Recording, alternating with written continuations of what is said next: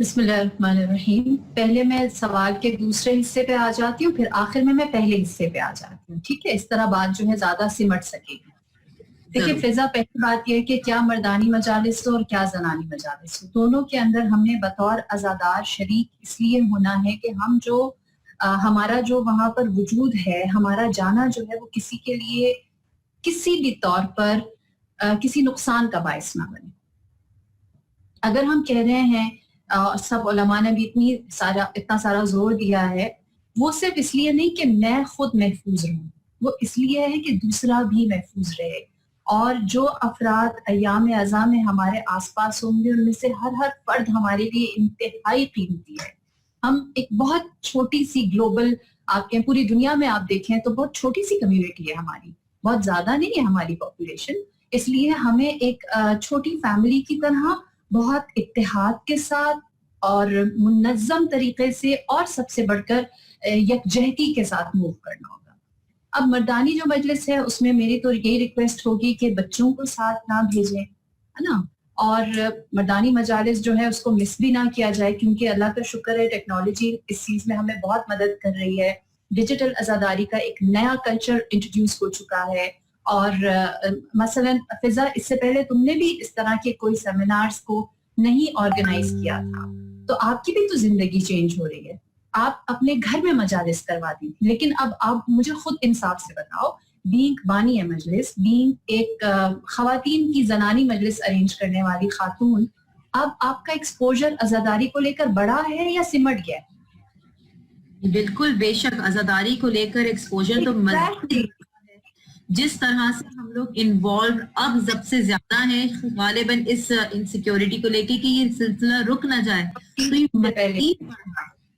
بالکل. تو یہ چیز ہے, یہ اپروچ ہمیں اپنانے کی ضرورت ہے.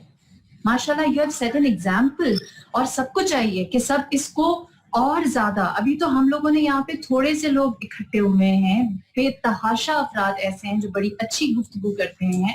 تو ہمیں یہ جو ایک چینج آ رہا ہے اس کو بہت پازیٹیولی اور بہت پروڈکٹیولی یوز کرنا ہے. اور اس کے ذریعے سے ہم نے جو میں اس چیز میں بہت اچھائی ایک اور دیکھ رہی ہوں کہ ہماری یوتھ آگے آ رہی ہے نا, اور ان کو ایک موقع مل رہا ہے کہ وہ اپنا رول پلے کریں. اور ایک اور چیلنج جو ہمارے سامنے بہت بڑا تھا وہ بھی اس سے ساتھ ساتھ آسانی سے ہم اس کو ختم کر سک رہے ہیں, وہ یہ کہ اسکرین کا استعمال پہلے اتنا زیادہ ہم نہیں اس کو پازیٹیولی کر سکتے تھے. ابھی ہمارے اس پروگرام کو ہی اگر ہم لوگ دیکھ لیں جو پچھلے تقریباً اب 2 گھنٹے سے زیادہ ہونے کو ہے, 1.5 گھنٹہ ہو رہا ہے نا, تو 1.5 گھنٹے سے فضا ہم نے کوئی 1000 سے زیادہ سکرینز کو اس وقت, جہاں پر ہم لوگ کہتے تھے کہ یہ دجال ہے, صحیح, اور ہم اس وقت سکرینز کے اوپر بہت سارے لوگ جتنی بھی مجالس آن لائن آئیں گی ہوں گی, تو اس چیلنج میں بھی بہت زیادہ فائدہ ہوگا کہ لوگوں کی اور اسپیشلی یوتھ کی جو اسکرین ہے وہ بہت پروڈکٹیولی یوز ہوگی.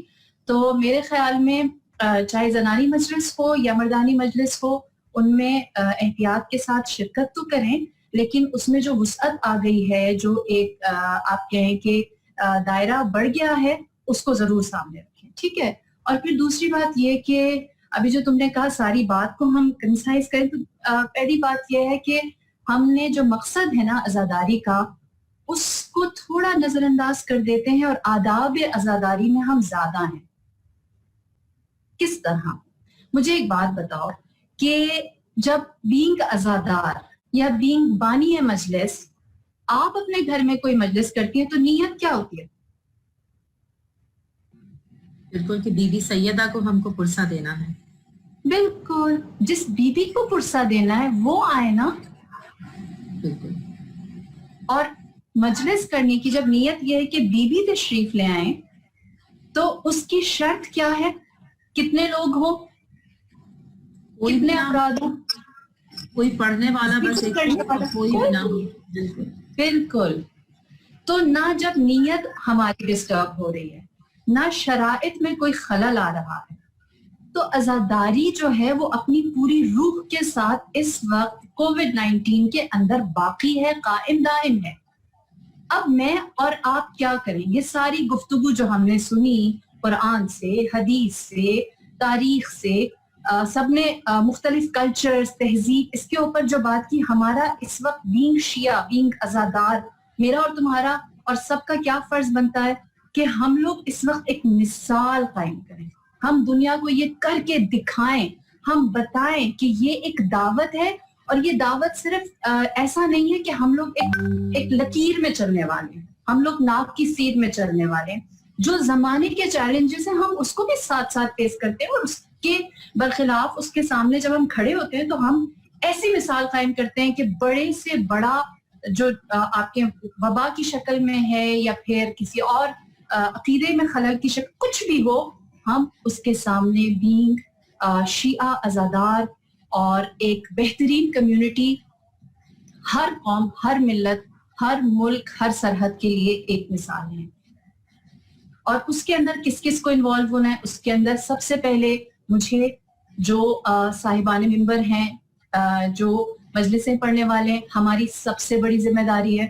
اس کے بعد جو نوحہ خوان, مرثیہ خوان, منقبت خوان ہیں, میں اپنے بھائی سے کہوں گی, علی صفدر بھائی, آپ نے جا کے اپنے پورے حلقے میں اس بات کو, آپ سفیر ہیں اس پیغام کے, اور آپ نے یہ اویئرنیس آگے بھی بیدار کرنی ہے کہ جہاں جہاں جتنے لوگ نوحہ پڑھنے جائیں, ماتمداری کے لیے جائیں یا ان سے لوگ کانٹیکٹ کریں, اس شعور کو بیدار کریں. اور پھر اس کے بعد تیسرے نمبر پر آ جاتے ہیں بانیان مجلس, جو انتظامیہ ہیں, وہ اس چیز کو جتنا ہو سکتا ہے فروغ دیں, لوگوں کے لیے فیسیلیٹیٹر بنے, ان کے لیے سہولیات مہیا کریں. اور پھر اس کے بعد وہ فرد, وہ شخص اس کا ذمہ دار ہے کہ جو یہ نیت رکھتا ہے کہ اگر اسے عاشورہ کا دن مل جائے تو عاشورہ کے دن کو درد کرے گا, اس دن امام حسین کے اوپر اشک آئے گا. جو بھی اپنے آپ کو اس کیٹیگری میں سوچتا ہے کہ میں آتا ہوں کہ میں نے 10 محرم کو امام کے غم کو منانا ہے, اس کا یہ فرض بنتا ہے کہ وہ اپنی اور دوسروں کی حفاظت کرے اور ایک مثال قائم کرے. اور پھر اس کے بعد ہمارے بہت سارے میڈیا پارٹنرز, اللہ کا شکر ہے کہ جو ابھی بھی میں دیکھ رہی ہوں بہت سارے افراد شامل ہیں جنہوں نے اس آواز میں, اس صدقہ جاریہ میں اپنا حصہ ڈالا ہے, سیلف لیسلی, بغیر کسی کہیں کہ ایک فائدے یا نفع کو دیکھے ہوئے. تو یہ ساری چیزیں مل کر ہمیں بطور قوم, مجھے بہت اچھا لگا تھا کہ میری ایک دفعہ گفتگو ہو رہی تھی شہنشاہ نقوی صاحب سے, میں نے ان سے کہا کہ ہم اس کو کس طرح سے وہ کریں, ان کا مثال قائم کرتے ہیں ہم لوگ. یہ ہمارے پاس تربیت کا وقت ہے اور ہم بہترین تربیت کر کے دکھائیں گے انشاءاللہ. تو تمام علماء, تمام ذاکرین, تمام نوحہ خوان, تمام مرثیہ خوان, تمام بانیان مجلس, جہاں جہاں پر بھی ہیں, ان کے پاس یہ اپرچونٹی ہے کہ وہ تاریخ رقم کریں کہ ہم جب جہاں جہاں نام سید الشہداء آئے گا, وہاں پر چاہے معاشرہ ہو, چاہے انسانیت ہو, چاہے مذہب, مسلک, رنگ, نسل, زبان, کوئی بھی زاویہ کیوں نہ ہو, ہم اس کے اعلیٰ معیارات کو پوری طرح سے ادا کرتے ہیں. بہت شکریہ.